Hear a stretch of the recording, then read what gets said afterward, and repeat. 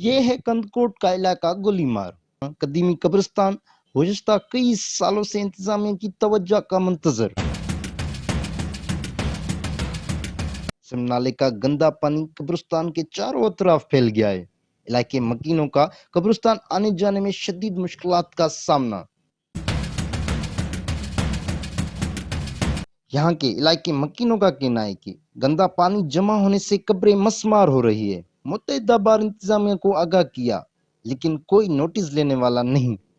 سر یہ آپ دیکھ رہے ہیں کہ ہمارا یہ اباؤ گاؤں کا قبرستان ہے۔ یہ قبرستان میں سمجھتا ہوں کہ پورے کندکوٹ کے اندر جو ہے نا بڑا قبرستان ہے، لیکن کئی سالوں سے آپ یہ جو دیکھ رہے ہیں پانی، گندا پانی، کئی مرتبہ ہم نے انتظامیہ کو جو ہے نا کئی ریکویسٹیں کی ہے، کئی درخواستیں لکھی ہے، ان کے باوجود بھی جو ہے نا عمل نہیں ہو سکا ہے۔ یہ آپ دیکھ رہے ہیں یہ قبرستان کا حال ہے، یہ قبرستان جو ہے مسمار ہو چکی ہے۔